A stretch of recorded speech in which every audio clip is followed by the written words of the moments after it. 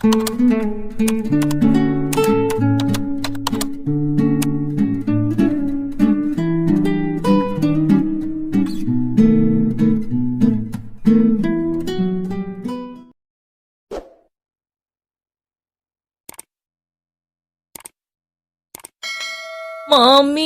sorry na po. Hindi ko na po hahayaang mapahamak si Ariana. Humahagulhol na iyak ng 5 taong gulang na si Amelia. Tumigil ka! Ikaw talaga ang malas sa buhay namin! Sigaw ng nanay niyang si Maya, habang malakas na hinahampas ng sinturon ng kanyang likuran. Maya, tama na yan.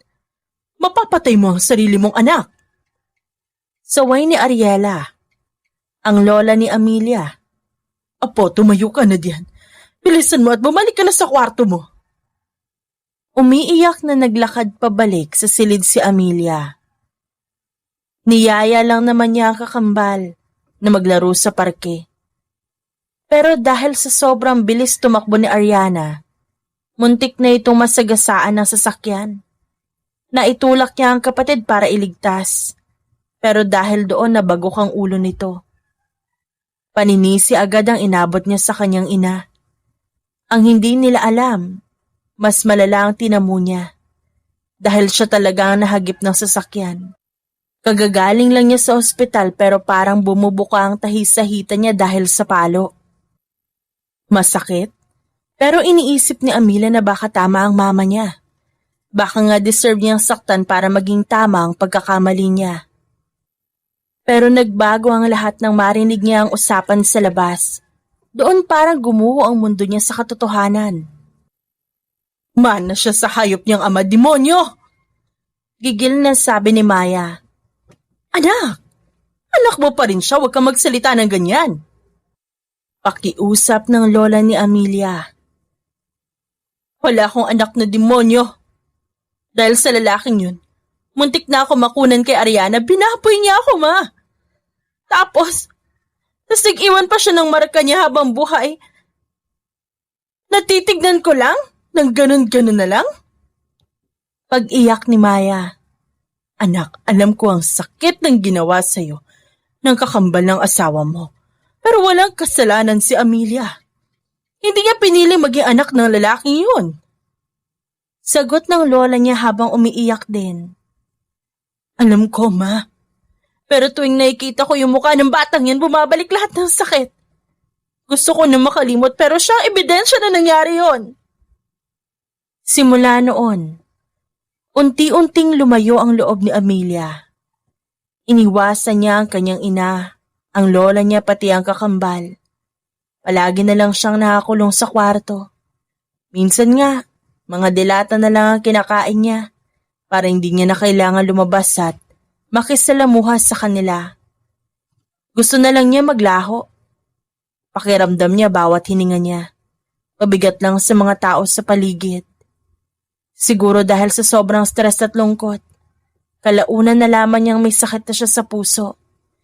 Ngayon nakatingin lang siya sa resulta ng check-up niya. Wala siyang maramdaman. Walang iyak. Walang takot. Inayos niya ang gamit niya para pumunta sa ospital ng mag-isa. Saan ka pupunta?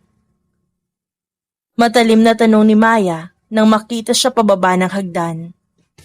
Hindi kumibo si Amelia. Hindi siya tumingin sa mata ng nanay niya. Tuloy-tuloy lang siya sa paglabas ng pinto.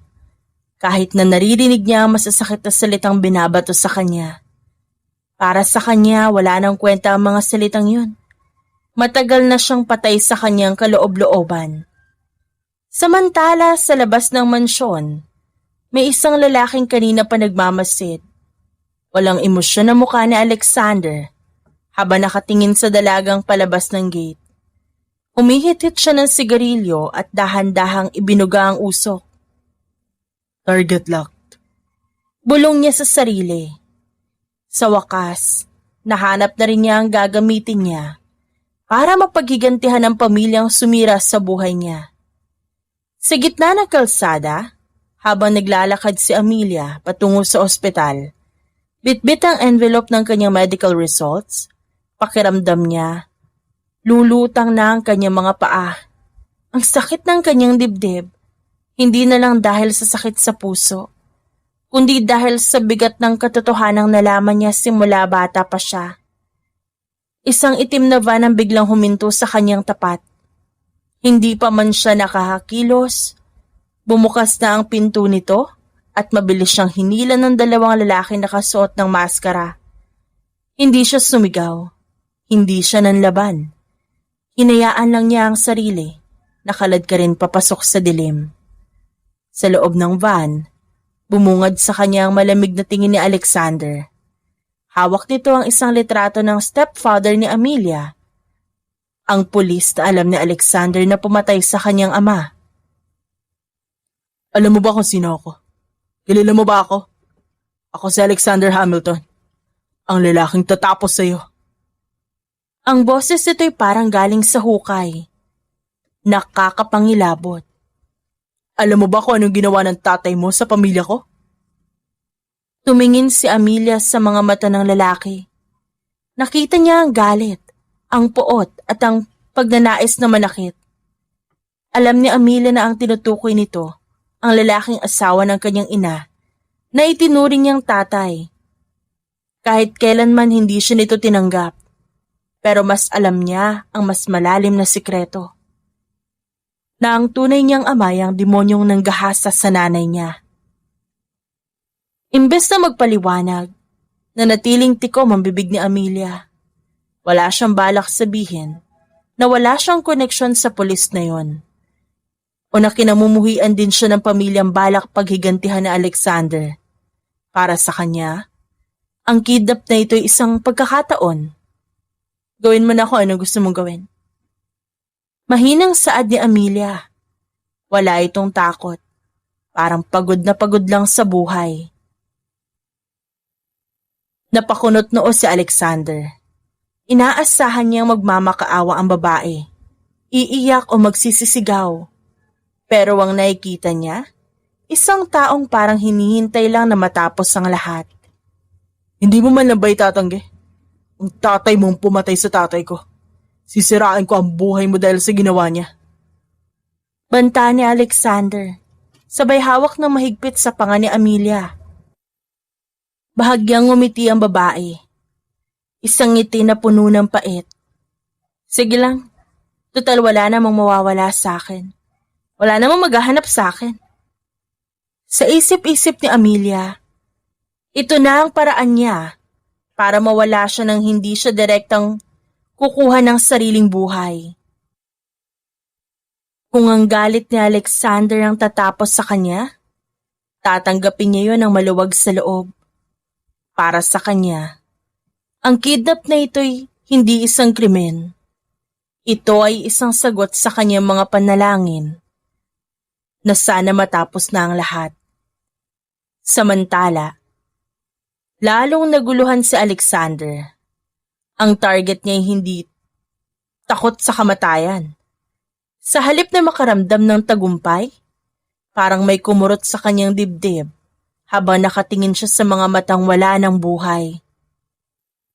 Pagdating nila sa hideout, sa isang malayo at abandonadong rest house sa gitna ng kagubatan, marahas na itinulak ng mga tauhan ni Alexander si Amelia sa loob. Bumagsak ang dalaga sa malamig na simento. Pero hindi man lang siya dumaing o sumubok na tumayo agad. Nanatili lang siyang nakasalampak doon at nakatingin sa kawalan. Iwan niyo na kami. Utos ni Alexander sa kanyang mga tauhan. Ang boses niya ay puno ng otoridad at galit. Lumapit si Alexander kay Amelia at hinila ang buhok nito para pilitin siyang tumingala. Bakit di ka umiyak? Bakit hindi ka nagmamakaawa? Alam mo ba kung anong ginagawa ko sa mga taong kadugo ng pumatay sa tatay ko?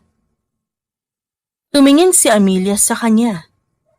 Sa sobrang lapit na mukha nila sa isa't isa, kitang-kita ni Alex ang pamumutla ng labi ng dalaga at ang mga matang wala ng ningning. Alam ko. Mahinang sagot ni Amelia. Papahirapan mo ko. Papatayin mo ko. Yun naman ang gusto mo, di ba? Napakunot ang noo ni Alex. Lalo siyang nairita sa kawalan ng takot ng babaeng ito. Anak ka ng isang bayaning pulis. Pero ang totoo, mamamatay tao ang tatay mo. Kala mo ba matatakasan mo ang atraso niya? Sisiguraduhin kong bawat patak ng luha ng pamilya ko babayaran mo ng dugo. Imbes na matakot, dahan-dahang napapikit si Amelia. Pakiramdam niya lalong sumisikip ang dibdib niya sa sakit sa puso. Pero binaliwala niya ito. Salamat. Bulong niya. Anong sabi mo? Gulat na tanong ni Alex. Salamat. Kasi sa wakas may tatapos na rin sa akin. Pagod na kasi ako. Kung gusto mo akong saktan, gawin mo na. Kung gusto mo akong gamitin para makaganti sa pamilya ko, sige lang. Pero huwag kang mag-expect na may maghahanap sa akin o may magliligtas sa akin. Walang may pakialam kung mawala ako. Binitawan ni Alexander ang pagkakasakal sa buhok ni Amelia. Pakiramdam niya siya ang natalo sa usapan. Naghanda siya na iba't ibang paraan ng pagpapahirap. Pero paano mo pahihirapan ng isang tao na mas masahol pa sa impyerno ang turing sa sariling buhay? Naglakad-lakad si Alexander sa paligid ng silid. Pilit na kumakalma. Huwag mong isipin na madali kitang papatayin. Ipaparamdam ko sa'yo na mawala ng lahat, gaya ng naramdaman ko. Wala akong lahat na sinasabi mo, Alex. Sagot ni Amelia, habang dahan-dahang tumatayo at pinapagpagan dumi sa kanyang damit. Matagal na akong walang kahit ano. Kaya kung balak mo ako ikulong dito, sige lang. Mas tahimik dito kasi sa bahay namin. Doon ay nakaramdam si Alex ng kakaibang emosyon na hindi niya dapat maramdaman. Kuryosidad. At parang mas masaya pa ang target niya na makidnap kaysa manatili sa sarili nitong pamilya. Anong klaseng buhay ang meron ng babaeng ito? Dito ka lang. Huwag kang susubok na tumakas kung ayaw mo lagyan ko ng bala yung bungo mo. Huling banta ni Alexander bago lumabas ng silid at ilak ang pinto. Naiwang mag-isa si Amelia sa madilim na kwarto. Naupo siya sa isang sulok at hinawakan ang kanyang dibdib na mabilis ang pagtibok. Kinakabahan, masakit din ito. Kinuha niya ang envelope na medical results na muntik niya mabitawan kanina at niyakap ito ng mahigpit. Sana, bilisan mo lang, Alexander. Sana, matapos mo na ako bago pa ako tuluyang traidorin ng sarili kong puso. Sa loob ng madilim at malamig na dungeon, iniwan muna ni Alex si Amelia para makapag-isip. Pero hindi pa siya nakakalayo. Nang nakarinig siya ng kakaibang tunog, parang may humihingal na nahihirapan. Paglingon niya, nakita niyang nakahawak si Amelia sa kanyang dibdib, namumutla ang labi, at unti-unting natutumba sa semento. Mabilis na bumalik si Alexander at sinalo ang dalaga, bago pa tumama ang ulo nito sa sahig. Hoy! Ano nangyayari sa'yo? Huwag kang mag-inartig dyan. Bulyaw ni Alexander, pero bakas na ang kabas sa boses niya. Ramdam niya ang sobrang bilis at hindi normal na tibok ng puso ni Amelia. Ang kamay ng dalaga na nakahawak sa braso niya, nanginginig at sobrang lamig. Hindi ako nag-iinarte. Inuubo at mahinang bulong ni Amelia. Halos hindi na lumalabas ang boses niya. Ang mga mata niya unti-unti nang tumitirik. Pero wala pa ring bakas ng takot sa mukha ng dalaga. Hayaan mo na. Ayos na ako. Hayaan mo na ako matapos. Ano matapos? Hindi ka pwedeng mamatay hanggat di ko sinasabi. Galit na sigaw ni Alexander. Pero sa totoo lang, natataranta na siya.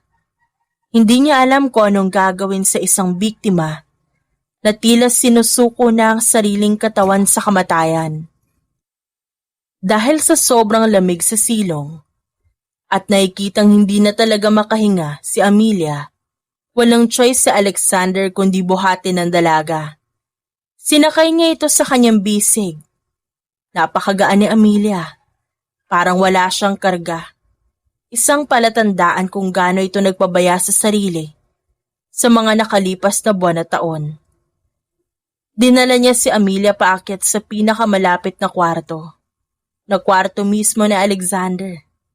Pinaba niya ito ng dahan-dahan sa malambot na kama. Doon, sa ilalim ng maliwanag na ilaw, mas nakita ni Alexander ang itsura ni Amelia. Malaki ang eyebags nito. Payat ang muka at ang mga pasa sa braso na hindi galing sa kanya, kundi mukhang matagal na nandoon. Ba't ganito ang itsura mo? Tanong ni Alexander sa sarili, habang nakatingin sa walang malay na dalaga. Sino ba talaga ang pumatay sa sigla ng babaeng to? Bago ko pa siya makuha. Kinuha niya ang bag na dala ni Amelia na naiwan sa sahig. Doon niya nakita ang puting envelope na galing sa ospital. Habang binabasa niya ang resulta, unti-unting kumunot ang noo niya.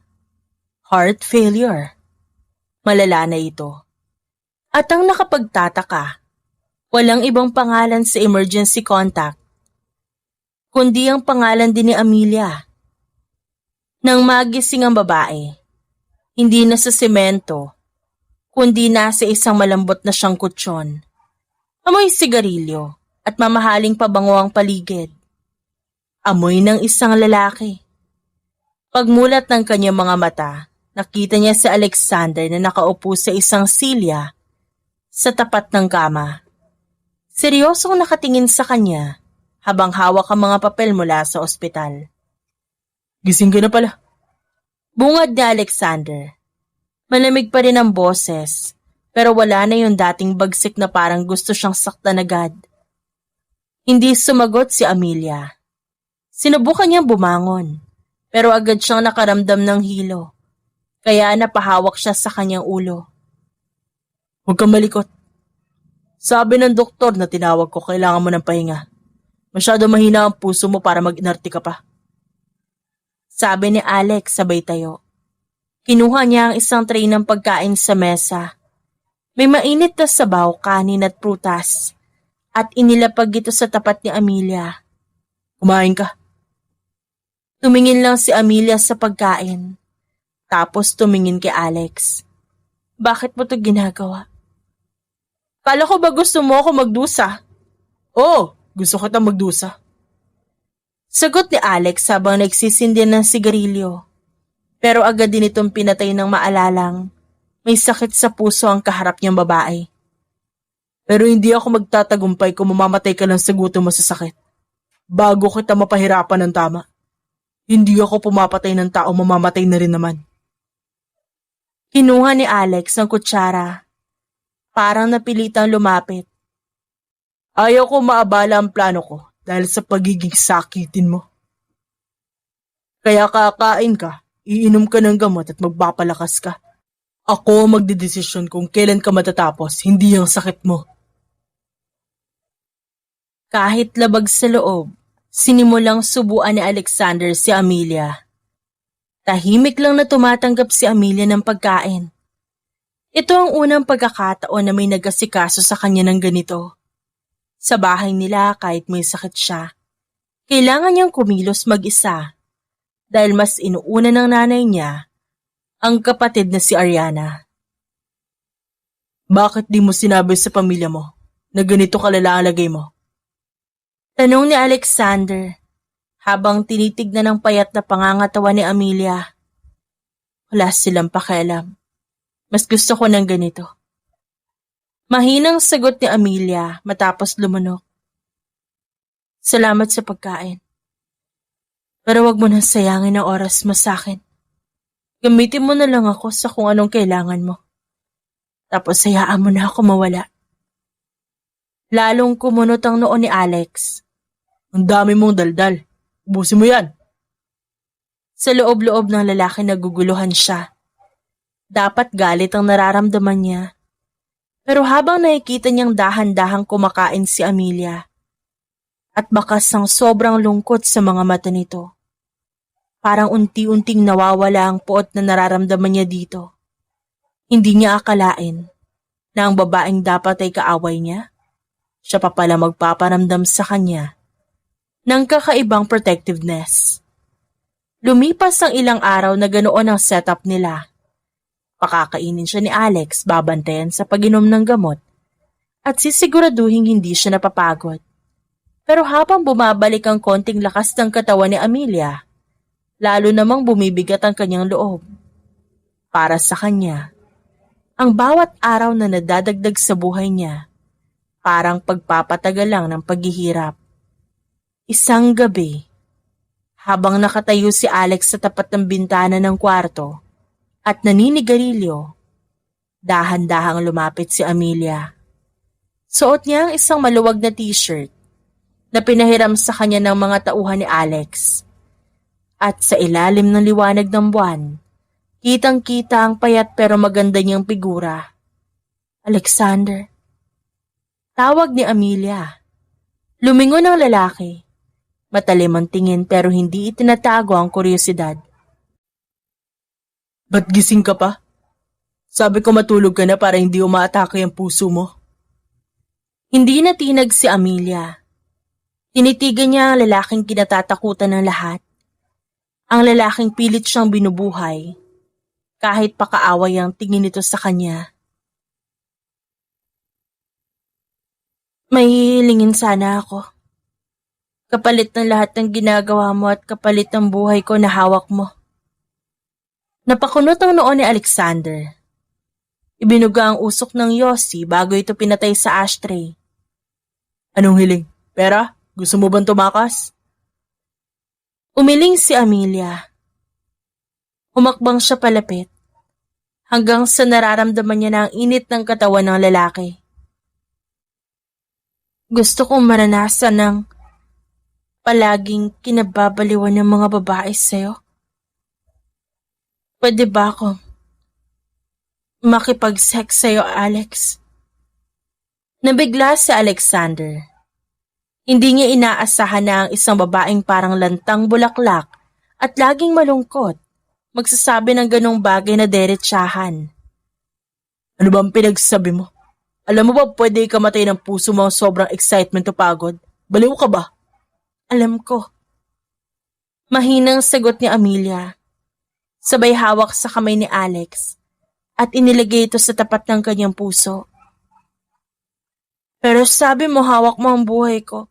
Kung mamatay man ako habang kasama ka, di ba yun naman ang gusto mo? Ang paghigantihan ako? Tumingin si Amelia sa mga mata ni Alex. Punong-puno ng pagsusumamo. Gusto ko magkaroon ng dahilan para tuluyan ng maglaho. Naniniwala ako na kung magkakaanak ako sa'yo, yun na ang magiging huling misyon ko sa mundo. Pagkatapos nun, pwede na akong umalis ng tahimik. Ayoko mamatay na ang tanging alaala ko yung sakit na binigay ng pamilya ko. Natigilan si Alex. Ramdam niya ang mabilis na tibok ng puso. Sa ilalim ng palad niya. Hindi ito takot. Ito'y pananabik sa isang bagay na magbibigay sa kanya ng kahit kaunting saysay. Ginagawa mo ba ito para takasan ng sakit?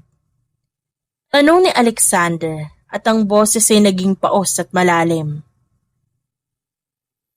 Ginagawa ko to dahil ikaw ang kaisa-isang tao na tumingin sa akin kahit galit pa yung nararamdaman mo.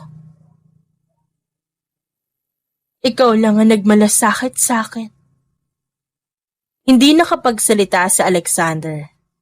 Ang plano niyang pahirapan ng dalaga, unti-unting naglalaho. Sa halip na puot, isang matinding pagnanasa at proteksyon ang nararamdaman niya. Hinila niya si Amelia palapit sa kanya Ramdam ang bawat paghinga nito. Sigurado ka ba dito? Kapag ginawa natin to, hindi na kita hahayaang maglaho. Magiging akin ka na, Amelia. Kahit kamatayan. Kailangan magpaalam sa akin bago ka kunin. Ngumiti lang si Amelia. Isang totoong ngiti na ngayon lang nakita ni Alex. Tanggap ko na ang lahat, Alex. Basta sa kamay mo ako magtatapos. Pagkalipas ng gabing yon, tila nag-iba ang ihip ng hangin sa loob ng mansyon. Si Alexander na dating laging nakasimangot, puro pananakot ang bukang bibig ay naging ibang tao pagdating kay Amelia. Halos hindi niya na ito pinalalakad na malayo. Palagi siya nakabantay, tila isang agila na ayaw mahulog ang kanyang huli. Naging rutina ni Alex ang pag-asikaso kay Amelia. Tuwing umaga siya mismo ang nagluluto ng almusal ng dalaga. Mga pagkaing masustansya at mainit para hindi manghina ang puso nito. Siya na rin ang personal na nagpapaalala sa bawat oras ng pag-inom ng gamot. Kapag nakikita niyang namumutla si Amelia, agad niya itong binubuhat pabalik sa kama. Tila ba isa itong mamahaling kristal na kapag nabitawan ay tuluyan ng madudurog at mawawasak. Kainin mo to lahat. Lahat yan Utos ni Alex habang inilalapag ang plato ng steak at gulay sa harap ni Amelia. Kailangan mo maging malakas. Ayaw ko makitang nanginginig ang kamay mo habang hawak ang baso. Tahimik lang na sumusunod ang babae. Hinahayaan niya ang binata na suklayin ang buhok niya. Binihisan siya ng mas komportableng damit. Pinagsilbihan na parang isang tunay na prinsesa. Para sa ibang tao, baka isipin nilang ito ang pinaka-romantic na senaryo. Pero para kay Amelia, may pait ang bawat subo ng pagkain sa kanya. Habang nakatingin siya sa seryoso mukha ni Alex, na abala sa pag-aayos ng kumot niya, hindi maiwasan ni Amelia na mag-isip ng masama. Ginagawa niya lang naman to dahil kailangan niya ako. Aniya sa isip. Inaalagaan niya ako para naman natili akong buhay na alas laban sa tatay ko. Ayaw niyang mamatay ako ngayon dahil mawawalan siya ng pang-blackmail. Ang lahat ng atensyong ito, bayad lang ito sa paghihiganti niya. Sanay si Amelia na laging may kapalit ang bawat kabutihang natatanggap niya kung meron man. Sa pamilya niya, kailangan niyang maging perpekto para hindi masigawan. Kaya sa tingin niya, ang pagiging adik ni Alexander sa kanya isang uri ng pamumuhunan. Gusto lang siyang panatilihing buo ng mafia boss na ito para kapag dumating na ang oras ng pagsingil sa stepfather niya, sariwa pa ang sugat na idudulot niya sa pamilya Jackson. Isang gabi habang nakayakap si Alex sa kanya mula sa likuran, habang sila'y nakahiga, nararamdaman ni Amelia ang init ng hininga nito sa kanyang leeg. Bakit mo ito ginagawa, Alex? Mahinang tanong ni Amelia. Bakit kailangan ganito ka katutok sa akin? Pwede mo naman ako ikulong na lang at bigyan ng tira-tirang pagkain. Hinigpitan ni Alex ang yakap. Binaon ang mukha sa balikat ng dalaga. Sabi ko sa'yo, akin ka na. At ang gamit ko, sinisiguro kong lagi nasa pinakamagandang kondisyon. Napapikit si Amelia. Doon niya nakumpirma. Isang gamit lang siya sa paningin nito. Hindi alam ni Amelia na habang yakap siya ni Alexander, hindi paghihiganti ang tumatakbo sa isip ng lalaki. Nalilito na rin si Alex sa sarili niya. Noong una, plano lang talaga niyang gamitin ang babae. Pero ngayon, mas takot pa siyang makitang mahirapan si Amelia kaysa sa hindi niya makuha ang hustisya para sa kanyang ama. Naging adik siya sa amoy ng babae, sa presensya nito, at sa tanging sandali na nararamdaman niyang may nagmamay-ari sa kanya. Isang buwan ang lumipas, mas lalong nagiging obsessed si Alexander sa pag-aalaga kay Amelia. Napapansin niyang tila mas lalong nagiging matamlay ang dalaga. Isang umaga, habang inihahanda ni Alexander ang paboritong sabaw ni Amelia, Biglang napatakbo ang dalaga sa banyo. Sinundan siya ni Alex at inabutan siyang nagsusuka. Amelia, ano nangyayari sa'yo? Inaatake ka ba? Natatarantang tanong ni Alexander habang hinahaplos ng likod ng dalaga. Namumutla si Amelia at halos hindi makatayo sa sobrang hilo. Hindi ko alam, baka dahil lang sa gamot. Mahinang sagot ng babae. Pero hindi naniwala si Alex. Agad siyang tumawag ng private doctor para suriin si Amelia sa loob mismo ng mansyon niya. Habang naghihintay sa labas ng kwarto, hindi mapakali ang mafia boss. Panay ang hitit niya ng sigarilyo. Nag-aalala na baka lumala ang sakit sa puso ng babae. Paglabas ng doktor, seryoso ang mukha nito. Sir Alex, kailangan natin mag-usap. Ano? Malala ba ang puso niya? Sabihin mo! Gigil na sabi ni Alexander. Stable ang puso niya sa ngayon. Pero may bago tayong problema. Buntis si Amelia. Magdadalawang buwan na. Diretso ang sabi ng doktor. Pero sir, sa kondisyon ng puso niya, napakadelikado nito. Pwedeng bubigay ang puso niya habang lumalaki ang bata sa kanyang sinapupunan. Maaaring hindi niya kayanin ang panganganak. Hila na bato si Alexander sa narinig. Imbes na matuwa na magkakaroon siya ng anak sa babaeng kinahuhumalingan niya, parang gripo na sumikip ang dibdib niya sa takot. Pumasok siya sa kwarto at nakita si Amelia na nakasandal sa headboard ng kama. Nakahawak sa kanyang tiyan. May tipid na ngiti sa kanyang mga labi. Isang ngiti ngayon lang nakita ni Alex na puno ng pag-asa. Narinig mo ba, Alex? May baby na tayo. Sa wakas magkakaroon na ako ng dahilan para tuluyan ng mawala. Kapag lumabas na siya, pwede mo na akong iwan. May iwan akong parte ng sarili ko na hindi kailanman magiging anino lang. Ano sinabi mo?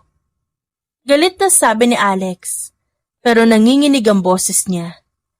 Lumapit siya at lumuhod sa tapat ni Amelia. Hinawakan niya ng mahigpit ang mga kamay nito. Hindi mo ba naiintindihan? Pwede mo ikamatay to. Hindi ko hahayaang mawala ka. Bakit? Di ba yun naman ang gusto mo nung una? Ang mapaghigantihan ng tatay ko sa pamamagitan ko? Heto na, Alex. Ibibigay ko ang buhay ko kapalit ang batang ito. Kapag namatay ako sa panganganak, tapos na ang paghihiganti mo, panalo ka na. Hindi! Sigaw ni Alex na ikinagulat ni Amelia. Hindi ko kailangan ng ganyang klaseng panalo, Amelia. Makinig ka. Hindi na to tungkol sa paghihiganti. Ayoko mamatay ka. Ayoko mawala ka sa akin. Pero sa isip ni Amelia, bahagi lang ito ng laro ni Alexander. Akala niya, ayaw lang ni Alex na mabawasan ang alas nito. Hindi niya alam na sa sandaling yun, mas mahalaga na kay Alexander ang bawat tibok ng puso ni Amelia kesa sa kahit anong paghihiganti sa mundo. Kahit anong pakiusap ni Alexander, nanatiling matigas ang loob ni Amelia.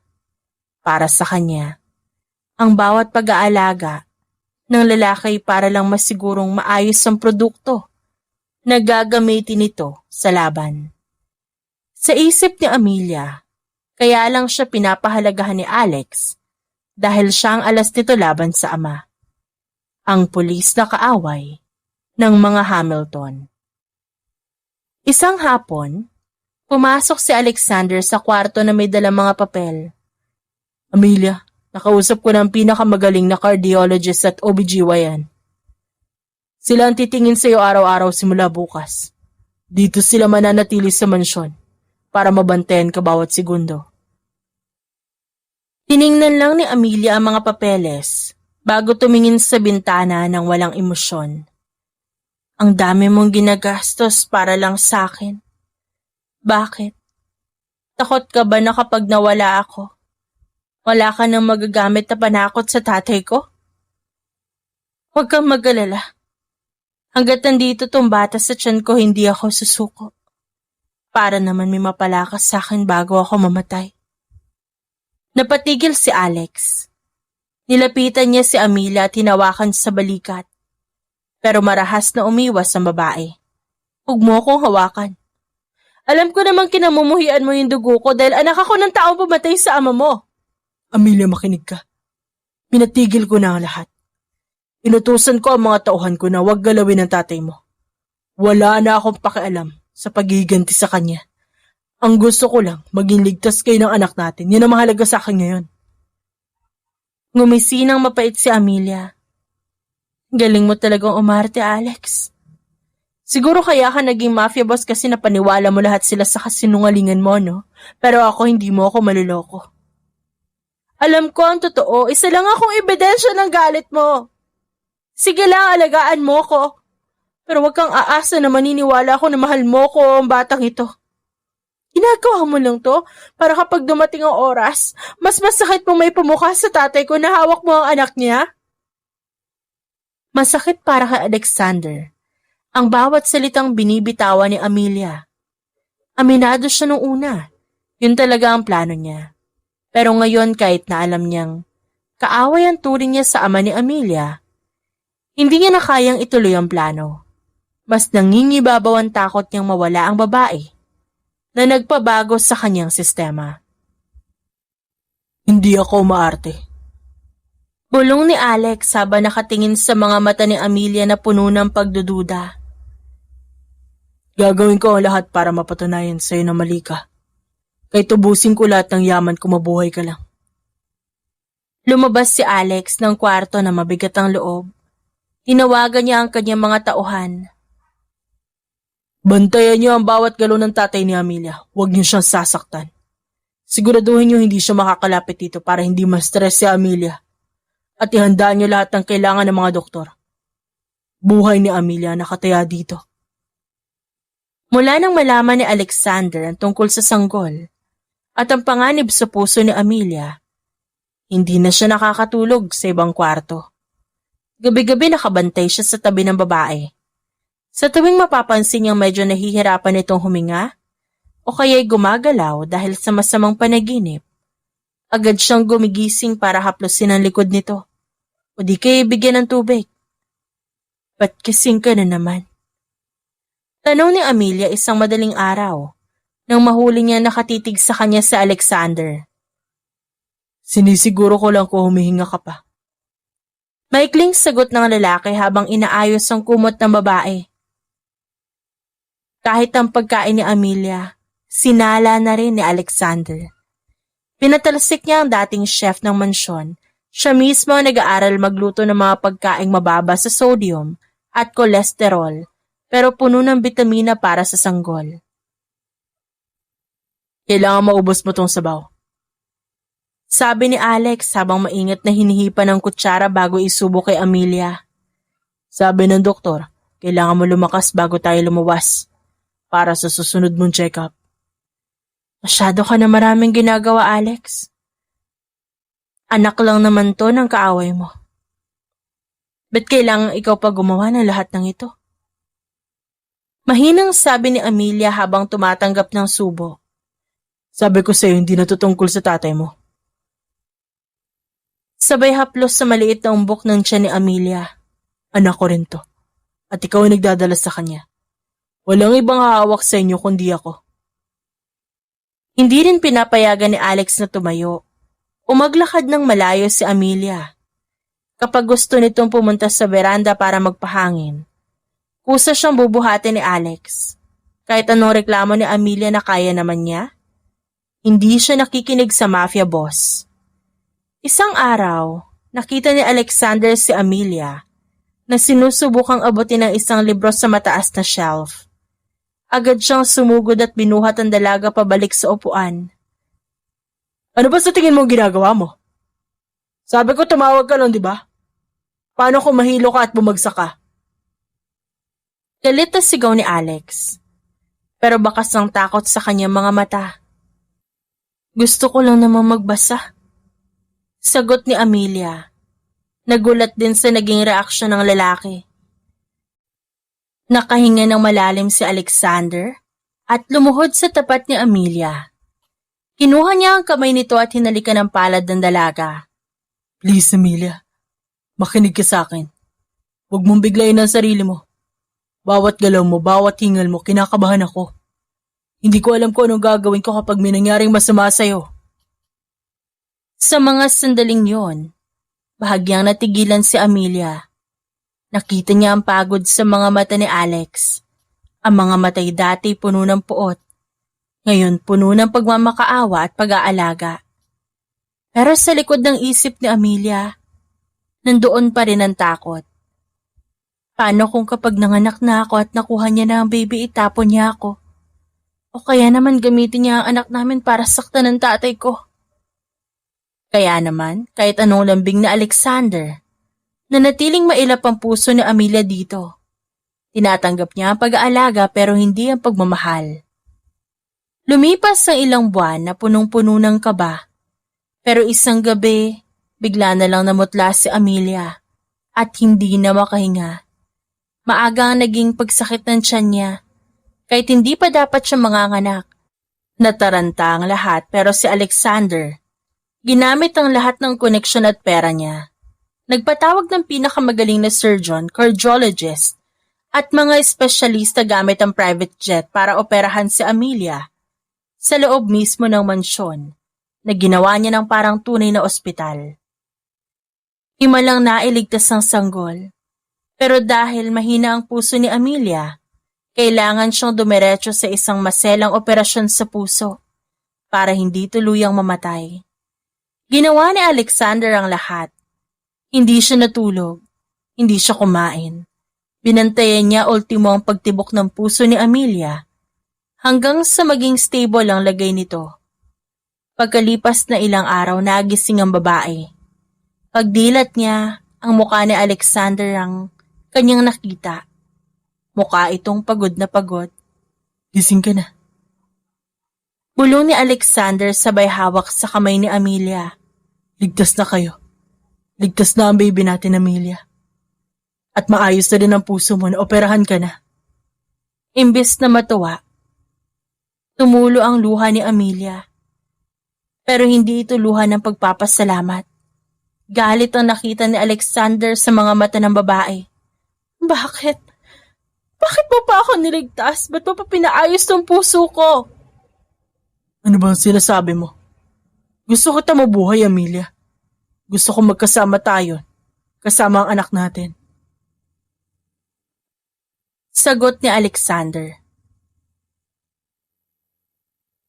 Hindi mo ba naiintindihan? Ang batang iyon. Kaya ako ginusto magkaanak sa'yo. Kasi akala ko, yun ay yung magiging ticket ko para makaalis sa mundong to. Akala ko kapag nanganak na ako, mamamatay na ako at sa wakas maglalaho na ako gaya ng gusto ng nanay ko. Pero dahil sa'yo, dahil sa pakikialam mo, nandito pa rin ako. Napatanga si Alexander. Ngayon lang niya na-realize kung gaano kalalim ang sugat ni Amelia, na ang pagbubuntis nito hindi lang para sa kanya, kundi isang paraan para tapusin ang sariling buhay nang hindi nagpapakamatay ng direkta. Kasalanan mo to, Alex. Sana hinayaan mo na lang ako namatay. Ngayon kailangan ko na namang mabuhay sa mundo na wala namang may gusto sa akin. Niligtas mo lang naman ako kasi kailangan mo pa ako laban sa tatay ko, diba? Sana kinuha mo na lang yung bata at hinayaan mo na lang ako maglaho. Amelia, makinig ka sa akin. Hindi kita niligtas para gamitin. Niligtas kita kasi hindi ko kaya mabuhay nung wala ka. Hindi ko alam kung paano titigil itong nararamdaman ko pero hindi kita hahayaang mawala. Umiwas ng tingin si Amelia. Kahit nabuhay siya at maayos ang puso niya, ang tiwala niya kay Alex, wala pa rin. Para sa kanya, isa pa rin itong laro ng mafia boss. Ang puso niyang pisikal na naayos sa mga doktor, nanatili pa ring durog, at sarado para sa lalaking pilit siyang binubuhay sa mundong gusto niya ng talikuran. Sa kabila ng pagsisikap ni Alexander, nanatiling parang yelo ang puso ni Amelia. Para sa kanya, ang pagkakaligtas niya hindi isang himala kundi isang sumpa. Hindi niya matanggap na binuhay pa siya ni Alex sa mundong matagal niya nang gustong iwanan.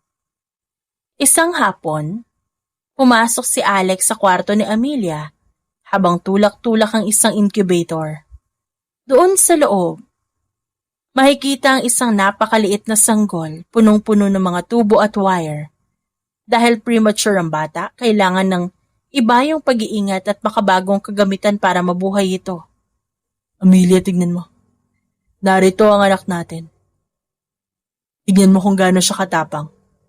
Katulad mo, lumalaban siya para mabuhay. Dahan-dahang tumingin si Amelia sa direksyon ng incubator, pero walang kislap sa kanyang mga mata. Wala siyang naramdamang spark o yung sinasabi nilang lukso ng dugo. Ang nakikita niya lang ay isang maliit na nilalang na bunga ng isang masalimuot na planong hindi natuloy. Ilayo mo yan sa akin. Walang emosyong sabi ni Amelia sabay iwas ng tingin. Napatigil si Alex. Ano? Amelia, anak mo ito? Halos mamatay ka para mailabas siya. Hindi mo man lang ba siya gustong hawakan o kahit haplusin man lang? Para saan? Sagot ni Amelia at ang boses ay mas malamig pa sa bangkay. Hindi ko alam kung paano tumingin sa kanya, Alexander. Hindi ko alam kung paano mahalin ng isang bagay na hindi ko naman hiniling. Ni hindi ko nga alam kung anong pakiramdam na mahalin ng isang ina. Paano mo aasahan na gagawin ko yun sa kanya? Tumayo si Amelia at hinarap si Alex. Puno ng pait ang kanyang muka. Ang nanay ko, tiningnan ako bilang malas. Ang tingin niya sa akin marka ng isang krimen. Yun lang ang alam ko. Yun lang ang itinuro sa akin ng mundo. Kaya huwag kang umasa na magiging nanay ako para sa batang yan, para sa akin. Ang sanggol na yan ay isang paalala na nandito pa rin ako at naghihirap ako sa kamay mo. Nasaktan si Alex sa narinig. Hindi para sa sarili niya kundi para sa bata na wala pang malay. Hindi siya malas, Amelia. Siya ang buhay natin. Siya ang dahilan kung ba't binago ko ang lahat. Buhay mo. Hindi buhay ko. Iniligtas mo siya dahil gusto mong may maiwan sa'yo. Iniligtas mo ako dahil gusto mong pahabain ang laro mo. Pero wag mong gamitin ang batang yan para pilitin akong mahalin ka o mahalin ang buhay na to. Kung gusto mong mabuhay ang batang yan, ikaw ang mag-alaga sa kanya. Huwag mo kong idamay sa pangarap mong pamilya. Napayuko si Alexander, bakas sa matinding pagod at lungkot. Inakala niya ng sanggol ang magiging tulay para magkaayos sila. Pero tila naging pader pa ito na lalong naglayo sa kanila. Tinignan niya ang maliit na sanggol sa loob ng incubator. Ang anak niya ngayon pa lang, wala nang nanay na tatanggap dito. Kahit ayaw mo sa kanya, hindi ko siya pababayaan. Panata ni Alexander habang nakatingin sa bata. At hindi rin kita susukuan, Amelia. Kahit magbuka akong tanga kakahabol sa'yo, gagawin ko. Dahil balang araw, itong puso na pinaayos ko sa mga doktor, ituturo ko rin kung paano magmahal muli. Ngumisilang si Amelia ng mapait at humiga muli. Tinalikuran ng lalaki at ang sanggol. Sa dilim ng kanyang silid, pilit niyang pinapatay ang anumang emosyong gustong kumawala. Hindi dahil natatakot siya sa kung anuman, kundi ayaw niyang magmahal. Muli siyang madudurog kapag nangyari yon. Sa sumunod na araw, bitbit ang panghihina ng katawan. Pinilit ni Amelia na makauwi sa bahay nila. Kahit alam niyang impyerno ang babalikan niya, hindi niya matiis na hindi makita si Lola Ariela, na siyang tanging taong tumanggap sa kanya simula bata. Bago pa siya makaalis ng mansyon kanina, marahas siyang hinilan ni Alexander at nag-iwan nito ng madiing hikis sa kanyang leeg. Isang marka na nagsasabing kahit nasaan siya, pag-aari siya nito. Pero wala nang pakialam pa si Amelia. Para sa kanya, isa lang itong dagdag na dumi sa katawan niyang matagal niya nang gustong itapon. Pagpasok niya sa kwarto ng lola niya, agad na napansin ng matanda ang marka sa kanyang leeg. May nobyo ka na ba, apo? Saan mo nakuha yung pula sa leeg mo? Wala, hola. Kagat lang ng lamok, huwag niyo na pong pansinin. Amelia, ilang buwan kang nawala. Saan ka ba nanggaling? Dito na pumasok ang kanyang ina na si Maya. Kasunod si Ariana. Imbis na yakap, isang matalim na tingin ang binigay sa kanya. Sa tingin mo ba, may matino pang lalaking papatol sa kanya ma? Tignan mo nga yung itsura mo, Amelia. Mukha kang basahan na pinagpasapasahan. Ilang buwan kang nawala tapos uuwi ka rito may marka sa leeg. Nakakasuka ka. Ma, tama na ho. Kararating lang ni Amelia. Pigil ni Ariana sa kanilang ina. Abay, ba't ako tatahimik? Alam mo namang kamalasan lang ang dala ng babaeng yan dito. Sana hindi ka na bumalik. Mas tahimik ang buhay namin nang wala ka. Ilang buwan kang nawala, sana tinuluyan mo na lang yung sarili mo. Ba't kailangan mo pang bumalik? Para ipahiya ko sa ibang tao dyan sa kalandian mo? Ma, nag-aalala din kami sa kanya. Bulong ni Ariana. Concerned? Hindi ako magiging concerned dyan. Kayo lang siguro nag-aalala dyan. At ikaw, Ariana, ikaw lang ang anak ko. Ikaw ang anak ko sa asawa ko. Yang kapatid mo. Ebidensya lang yan ang pambababoy na ginawa sa akin ng ama niya. Kaya huwag kang magtaka kung ba't wala akong maramdamang awa sa kanya kahit pumatay pa siya sa harapan ko. Tumingin si Maya sa mga mata ni Amelia. Anong ginawa mo? Nagbenta ka ng katawan? O baka naman nagpakulong ka sa kung saang motel para lang may kumupkup sa'yo? Sabihin mo sa akin, Amelia, magkano ka ba ngayon? Hindi kumibo si Amelia. Nanatili siyang nakatungo habang tinitiis ang bawat salita ng ina na parang sampal sa kanyang muka. Mas masakit pa ito kesa sa operasyong pinagdaanan niya. Wala ka talagang kwenta. Kagaya ka ng tatay mo, salot kayo sa mundo. Huling hirit ni Maya bago lumabas ng kwarto. Matapos ang masakit na tagpo sa loob ng bahay, hindi nagtagal si Amelia. Kahit gusto pa niya makasama ang kanyang lola, hindi niya kinakaya ang salitang binabato ng kanyang ina. Dahan-dahan siyang lumabas ng pinto. Bitbit ang bigat sa kanyang dibdib na mas masakit pa kesa sa sariwang tahi ng operasyon sa kanyang puso. Paglabas niya ng gate, tumambad sa kanya ang isang marangyang itim na sasakyan na nakaparada sa tapat mismo ng kanilang bahay. Doon nakasandal si Alexander. Mukhang kanina pa ito naghihintay. Seryoso ang muka. May hawak na sigarilyo. At isang tingin pa lang alam mong hindi siya basta-basta tao. Dahil sa aura niyang nakakatakot. At sa mga armadong lalaking nakapaligid sa sasakyan. Tapos ka na ba? Malamig na tanong ni Alex. Habang itinatapon ng sigarilyo. At dahan-dahang lumapit kay Amelia. Inabot niya ang kamay ng dalaga at walang pasintabing inalalayan nito pasakay. Na tila ba isang pag-aari na hindi pwedeng madikitan ng iba. Sa loob ng bahay, nakasilip si Maya sa bintana. Ang plano sana niya sigawan pa si Amelia hanggang sa labas, pero napatigil siya. Nanlaki ang kanyang mata nang makita si Alexander. Bilang asawa ng isang pulis, pamilyar siya sa mukha ng mga taong nasa watchlist. At alam niyang si Alexander Hamilton ay isang malupit na mafia boss na walang sinasanto. Nakita ni Maya kung paano hawakan ni Alexander ang braso ni Amelia. Nakita niya ang otoridad at ang tindi ng kapit ng lalaki sa kanyang anak. Sa unang pagkakataon sa loob ng maraming taon, imbes na galit, isang malamig na takot ang gumapang sa sistema ni Maya. Naalala niya biglang nangyari sa kanya noon. Naalala niya ang takot, ang pwersahan at pambababoy na ginawa sa kanya ng tunay na ama ni Amelia.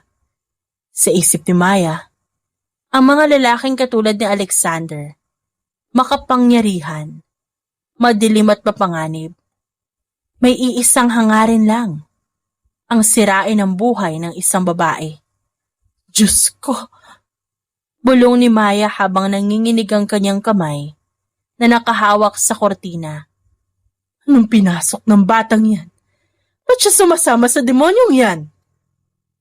Kahit galit siya kay Amelia, Hindi niya mapigilang maisip na baka inuulit lang ng kasaysayan ng sarili nito. Natakot siya na baka si Amelia ay ginagamit lang, kinukulong o mas malala, binababoy din gaya ng sinapit niya noon. Ang galit niya ay panandali ang napalitan ng kilabot nang mapagtanto niyang ang anak niyang tinuturing niyang sumpa. Nasa kamay na ngayon ng isang tunay na demonyo. Sa loob ng sasakyan, tahimik lang si Amelia habang nakatingin sa labas. Ramdam niya ang titig ni Alex sa kanya. Umiyak ka ba? Tanong ni Alexander. Ang boses nito'y malalim. May halong pagbabanta sa mga taong nasa loob ng bahay. Hindi. Ibalik mo na ako sa mansyon. Hindi alam ni Amelia na sa pag-alis niya, naiwan ang kanyang inang tulala at puno ng pangamba. Isang damdamin na ngayon lang naramdaman ni Maya para sa anak na buong buhay niyang kinamuhian. Dumating ang sumunod na linggo, birthday na ni Maya, pero imbes na maging masaya, parang laging malayo ang tingin niya at hindi mapakali. Nakatambay lang siya sa may bintana. Tila may hinihintay na sasakyang dadaan sa tapat ng gate nila. Hindi niya maalis sa isip ang nakita niyang lalaking sumundo kay Amelia noong nakaraang linggo. Yung nakakatakot na lalaking parang kayang pumatay sa isang tingin lang. Si Ariana naman, kanina pa dial ng dial sa cellphone niya. Ano ba yan, Amelia? Sumagot ka naman? Bulong niya sa sarili habang nakatingin sa screen. Pero wala talagang sumasagot. Dahil hindi makontak ni Ariana, si Lola Ariela ang sumubok na tumawag. Sa unang ring pa lang, sumagot agad si Amelia. Sinabi na matanda na birthday ng mama niya at sana makapunta siya. Nang umuo si Amelia na darating siya, doon lang nakahinga ng maluwag si Maya. Anak, okay ka lang ba? Kanina ka patulala dyan sa bintana. Pansin ni Lola Ariela sa anak niyang si Maya. Ayos na ako, ma. May iniisip lang. Maikling tugon ni Maya pero ang totoo kinakabahan siya. Sa unang pagkakataon, natatakot siya para kay Amelia. Takot siya na baka ang lalaki nakita niya ang maging meet siya ng kapahamakan ng anak niya. Habang abala ang lahat sa paghahanda, biglang nag-vibrate ang phone ni Ariana. Pagtingin niya, si Andrew Hamilton ang tumatawag. Si Andrew ay bunsong kapatid ni Alexander at siyang sikretong boyfriend ni Ariana. Walang kaalam-alam ang pamilya nila, lalo na ang tatay nilang pulis, na nakikipagrelasyon siya sa isang Hamilton. Ang pamilyang mortal na kaaway ng tatay nila. Lumayo muna si Ariana para sagutin ang tawag. Hello, Andrew. Hey babe, happy birthday sa mami mo. Pupunta ako dyan mamaya sa inyo, gusto kita makita. Saad ni Andrew sa kabilang linya. Huwag! Delikado, Andrew. Alam mong galit si Papa sa pamilya niyo. Baka ano mangyari kapag nakita ka dito? Sus, sandali lang naman ako eh. Miss na kita. Sige na babe, kahit sa labas na ng gate nyo. Sa pandinig ni Ariana, si Andrew ang pinaka-sweet at pinakamabait na boyfriend. Pero hindi niya alam. Punong-puno ng puot si Andrew sa loob. Galit na galit si Andrew sa kuya niyang si Alexander dahil itinigil nito ang paghihigante sa mga Jackson dahil kay Amelia. Para kay Andrew, isang kahinaan ang ginagawa ni Alex. Sa isip-isip ng lalaki habang kausap si Ariana. Akala niyo ba makakalusot kayo? Kung ayaw kumilos si kuya, ako ang tatapos sa inyo. At gagamitin ko ang babaeng to para mapalapit sa inyo at makuha ang kailangan ko. O sige na, pero mag-ingat ka ha. Sabi ni Ariana na kinikilig pa. Of course babe, love you. Sabi ni Andrew. Pero pagkababa ng telepono, biglang nagbago ang kanyang ekspresyon. Naging seryoso at madilim ang kanyang pagtingin. Dumating ang araw ng birthday ni Maya, pero hindi mapakali ang lahat. Si Amelia dumating lang para magmanos sa kanyang Lola Ariela, ang tanging tao na itinuturing niyang pamilya. Pagkatapos ito, hindi na siya nagtagal. Walang kibit-balikat niyang nilampasan ng ina at ang handaan. Balak na sanang bumalik agad ng sasakyan kung saan naghihintay si Alex. Dahil sa matinding kaba at di may paliwanag na bugso ng damdamin, sinundan ni Maya ang anak palabas ng gate. Doon, naniga siya sa kinatatayuan. Nakita niya si Alexander, ang kinatatakutang mafia boss, na marahas na hila-hila si Amelia sa braso. Pilit hinahalikan ni Alexander si Amelia sa leeg at labi. Isang paraan ng lalaki para markahan at angkinin ng dalaga sa harap ng bahay nito. Kitang-kita ni Maya kung paano pilit na tinutulak ni Amelia ang dibdib nito para makawala. Pero malakas si Alexander. Dahil sa takot na baka maulit ang sinapit niya noon sa kamay ng ama ni Amelia, mabilis na binunot ni Maya ang kanyang lisensyadong baril mula sa bag. Tinutok ito ng diretso kay Alexander. "Bitiwan mo ang anak ko! Lumayo ka sa kanya, demonyo ka!" Sigaw ni Maya na nanginginig ang buong katawan. Imbis na matakot si Alex, lalo itong humisi na nakakaloko. Pero bago pa man makakilos sa mga bodyguard ni Alex, mabilis na humarang si Amelia. Tinapat niya ang kanyang dibdib sa dulo ng baril ng ina. Walang bakas ng takot sa kanyang mga mata. Tanging pagod at kawalan ng pag-asa. "Unahin niyo na akong patayin, ma. Sige na, kalabitin mo na. Total, di ba yan naman ang gusto mo? Sabi mo malas ako, di ba? Sabi mo sana hindi na lang ako pinanganak. Heto na ang pagkakataon mo para itama ang pagkakamali ng tadhana." "Amelia, tumabi ka dyan, hindi mo ba naiintindihan? Delikado ka sa lalaking ito. Sasaktan ka lang niya, bababuyin ka lang yan." Pagsusumamo ni Maya, habang tumutulo ang luha. Sa unang pagkakataon, nangingibabaw ang instinct niya bilang ina na iligtas ang anak sa isang halimaw. Masyado nang huli para maging concerned ka, Maya. Huwag mo ko matawag-tawag na anak. Matagal mo na akong itinatwa. Matagal mo na akong pinatay sa puso mo nung bata pa lang ako. Tumingin siya ng saglit kay Alexander bago muling hinarap ang ina. At kung tatanungin mo kung sino siya, ama siya ng anak ko. Siya lang ang tao naghanap ng paraan para mabuhay ako nung sumuko na kayo para sa akin. Pati ang puso ko sumuko na sa akin na ikaw mismo ang dumurog. Nabitawan ni Maya ang baril sa simento. Parang gumuho ang mundo niya nang malaman na may apo na siya. At ang lalaking kinatatakutan niya ang ama nito.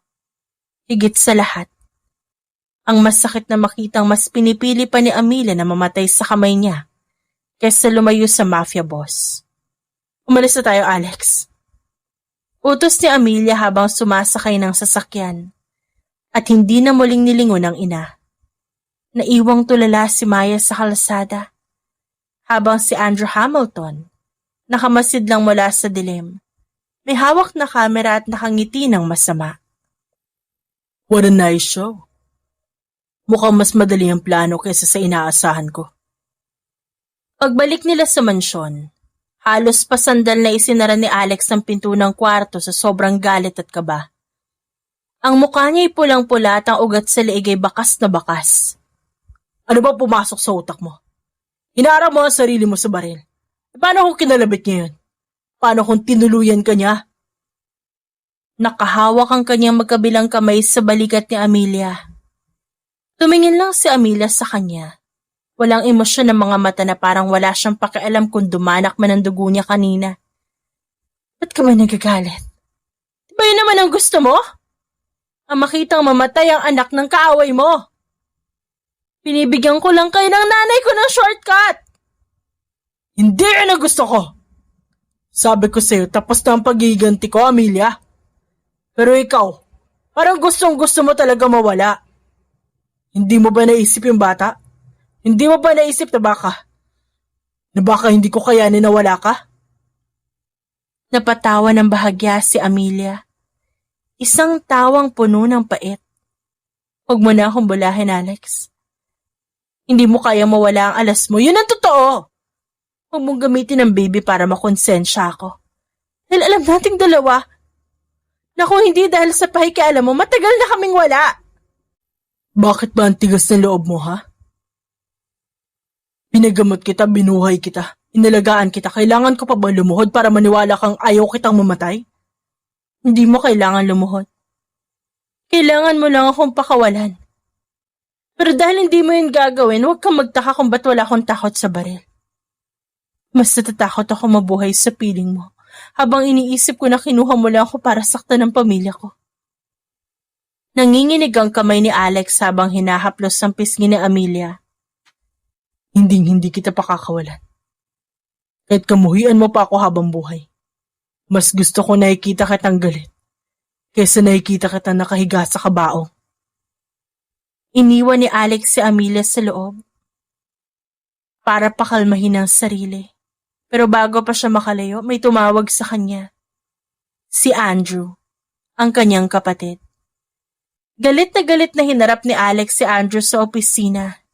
Kalat ang mga papeles sa mesa. Bakas ang tensyon sa pagitan ng magkapatid.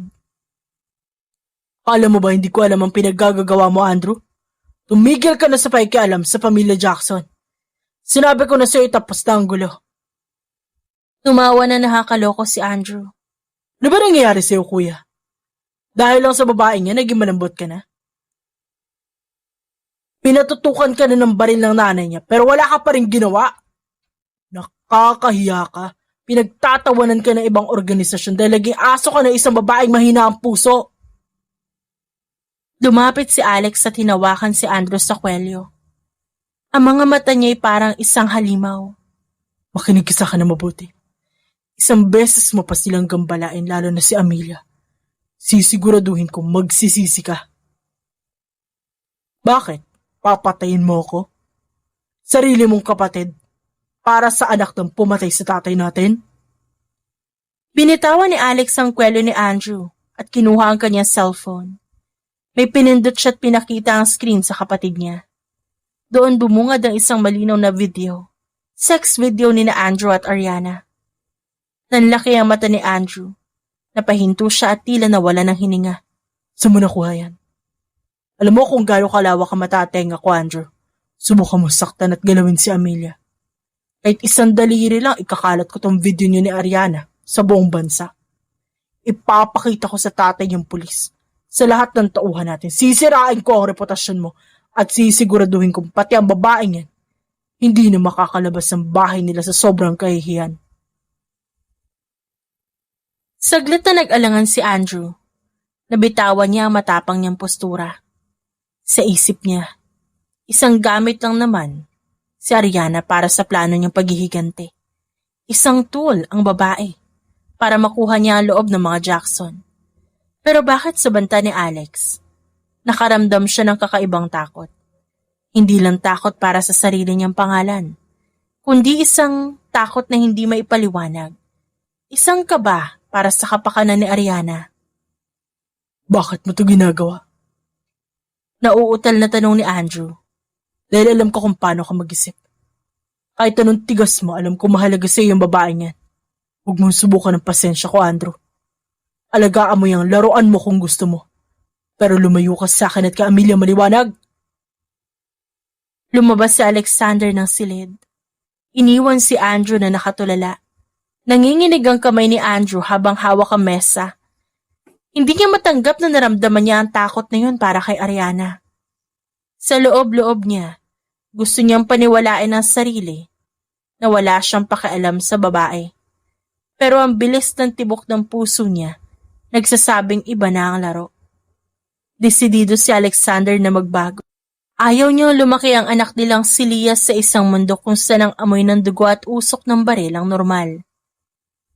Ayaw niyang kung magpapatuloy siya sa pagiging mafia boss, habang buhay na mga nganib ang buhay ni Amelia at ng bata.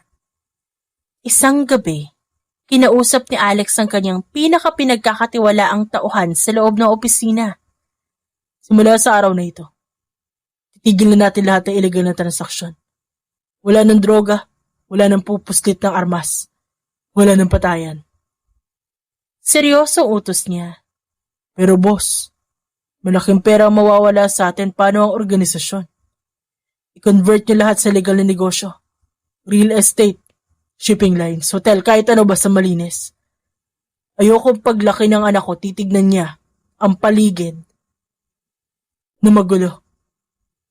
Ayokong titignan siya ng mga tao bilang isang anak ng kriminal. At ayokong magising si Amelia na lagi nag-aalala kung babalik pa ba akong buhay.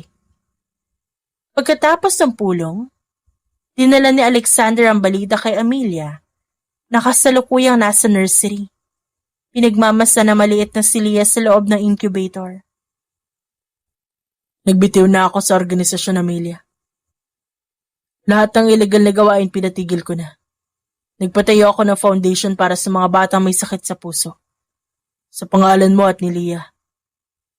Tumingin si Amelia sa kanya. Bakas ang gulat pero nandun pa rin ang pag-aalinlangan. Bakit? Dahil akala mo mapapatawad kita kapag naging mabuti ka na? Hindi ko hinihingi ang patawad mo. Ginagawa ko to dahil gusto kong patunayan sa'yo na seryoso ako na sabihin kong kayo na ang mundo ko. Wala na ang mafia boss sa kinamumuhian mo. Isang ama na lang ako na sumusubok itama ang lahat. Huminga ng malalim si Amelia at tumingin muli kay Baby Leah. Sana totoo yan. Dahil kung balak mo lang kaming gamitin para magbuka malinis ang pangalan mo, edi mas malala ka pa sa inaasahan ko. Bigyan mo ako ng pagkakataon, Amelia. Kahit gaano katagal. Hihintayin ko ang araw na titignan mo ako na walang halong takot o galit. Sabi ni Alex habang dahan-dahang hinahawakan ang kamay ng babae. Ngayon hindi niya ito hinila. Hinayaan lang niya ang kamay niya roon. Naghihintay kung tatanggapin pa ng babae. Hindi inalis ni Amelia ang kamay niya. Pero hindi rin siya humawak pabalik. Isang maliit na hakbang pero para kay Alexander, sapat na yun para magpatuloy. Matapos ang malalim na investigasyon ni Alexander sa nakaraan ni Maya, lumabas ang katotohanang matagal na itinatago ng pulis. Ang pulis na kinamumuhian niya hindi ang tunay na ama ni Amelia. Si Amelia anak ng isang kriminal na nagngangalang Lucas. Isang lalaking matagal nang pinaghahanap at ang mismong nambaboy kay Maya noon. Isang hapon, sinubukan ni Alexander na bigyan ng konting normal na buhay si Amelia. Isinama niya ito sa isang tahimik na park para makapagpahangin, malayo sa tensyon ng mansyon. Maayos ang lahat at tila nagkakaroon ng katahimikan hanggang sa biglang humarang ang isang grupo ng mga kalalakihan. Sa gitna ng lalaking may edad na, pero bakas ang pagiging swail. Kamukha niya ang pulis na kinalakihan ni Amelia. Pero ang pinagkaiba, puno ng hikaw ang mukha nito. Puno ng madidilim na tatuang liig. Ito si Lucas. Tiningnan ni Lucas si Amelia mula ulo hanggang paa, na may mapang-uyam ng ngisi. Ikaw pala ang anak ko mula sa malanding babaeng yan. Kalain mo nga naman. Lumaki kang kawangis ng nanay mo. Hindi nakasagot si Amelia. Nanigas siya sa kinatatayuan, habang ang boses ng lalaki ay nagdadala ng kilabot sa kanyang buong katauhan. Bago pa makalapit si Lucas, humarang na si Alexander sa harap ni Amelia. Huwag mong susubukang hawakan siya. Banta ni Alex. Ang boses ay puno ng panganib. Sino ka naman? Ang bagong tagapagtanggol ng basura ko? Tumawa pa si Lucas. Isang senyas lang nito sumugod ang kanyang mga tauhan. Dito na sumiglab ang kaguluhan. Kahit gustong magbago ni Alex para kay Amelia at kay Leah, napilitan siyang ilabas ang bagsik ng isang Hamilton. Nakipaglaban siya sa mga tauhan ni Lucas, pinoprotektahan ng bawat anggulo kung nasaan si Amelia. Habang abala si Alexander sa pakikipagsuntukan at pakikipagbarilan sa mga goons, nakakita ng pagkakataon si Lucas. Naglabas siya ng balisong. Mabilis siyang sumugod kay Amelia na noon ay nakatulala lang sa gitna ng gulo. Kundi lang din kita magagamit para makuha ang pera ng mga Jackson. Mas mabuting mawala ka na lang. Akmang sasaksakin na ni Lucas si Amelia nang biglang may isang aninong mabilis na humarang. Isang malakas na tunog ng pagbao ng patalim sa laman ng maririnig sa buong parke. Nanlaki ang mga mata ni Amelia. Hindi siya ang nasaksak. Ang kanyang ina na si Maya. Ang nakaharang sa harap niya. Yakap-yakap siya ng mahigpit, habang ang kutsilyo ni Lucas ay nakabaon sa likuran nito. Mukhang kanina pa pala sila sinusundan ni Maya, sa labis na pag-aalala nito sa anak. Dahan-dahang bumagsak si Maya sa bisig ni Amelia. Ang puting damit nito'y mabilis na nabahira ng pulang dugo. Sa unang pagkakataon, nakita ni Amelia ang mukha ng kanyang ina na wala ng halong galit o pait. Tanging pagsisisi at pagmamahal na lang ang nandun. Patawad, anak. Patawad ko, naging sumpa ko sa buhay mo. Pero mahal kita. Napahagulhol si Amelia. Isang emosyon na matagal niya nang ibinaon. Ma! Ba't yung ginawa to, Ma? Ma, gumising ka! Sa galit ni Alex, matapos yung mapatumba ang huling tauhan, sinunggaban niya si Lucas at pinatulan nito ng walang awa hanggang sa mawalan nito ng malay. Bago siya mabilis tumapit sa mag-ina. Mabilis na isinugod sa ospital si Maya, habang si Amelia ay parang wala sa sarili. Puno ng dugo ang kanyang damit. Sa loob ng emergency room, hindi mapakali si Alex. Gusto niya lapitan si Amelia, pero alam niyang kailangan nito ng space. Maya-maya dumating si Ariana kasama si Andrew. Putlang-putla si Ariana at mugto ang mga mata. Agad siyang yumakap kay Amelia. Amelia, ano nangyari? Bakit nasa loob si Mama? Sabi ni Andrew may sumugod daw sa inyo. Tumingin si Amelia kay Ariana, tapos kay Alex, at huli kay Andrew. Ngayon lang niya napagtanto na ang tadhana nila magkapatid, tuluyan ang naituhog sa magkapatid na Hamilton. Si Lucas. Ang tunay kong ama, siya ang gumawa nito. Mahinang sagot ni Amelia. Bigla siyang napahigpi at sa unang pagkakataon, hindi siya umiwas na lapitan siya ni Alex. Humilig siya sa dibdib ng lalaki at niyakap ito ng mahigpit. Alex, natatakot ako. Ayoko nang may mawala pa. Iligtas mo si Mama, please. Please. Pagsusumamo ni Amelia. Hinaplos si Alexander ang kanyang buhok. Nandito ako. Hindi ko hahayaang may mangyari sa inyo, pangako yan. Samantala sa kabilang bahagi ng waiting area, hinawakan ni Andrew ang kamay ni Ariana. Babe, tahan na.